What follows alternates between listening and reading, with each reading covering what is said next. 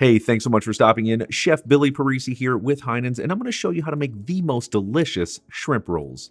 We're going to start off with a pot of boiling water. Squeeze in the juice of one lemon and add those right to the water, along with a little bit of salt to season it up, then a few bay leaves.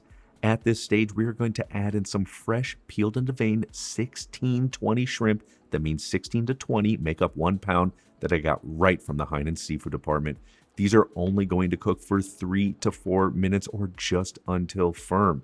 At this stage, we are going to remove the shrimp, whoa, a little bit steamy here, and go right over to a bowl of ice water so they can immediately chill.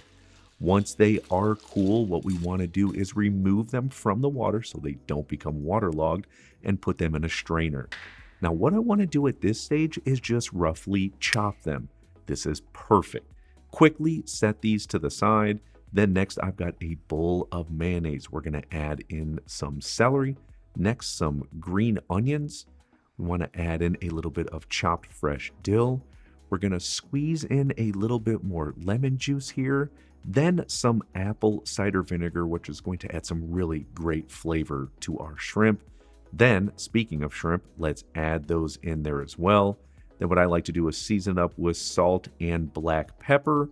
Then just begin to mix it using a spoon or rubber spatula until it is completely combined. Then briefly set it to the side in the refrigerator. Then we're going to pull out some of Heinen's split top hot dog buns. We're going to add them right to a sheet tray. Then what I like to do is butter it up with some melted unsalted butter all on the top and in the inside. They are going under the broiler on high heat in the middle rack for only 3 to 4 minutes until they get a nice brown on them. And they are brioche, so they are going to brown up beautifully.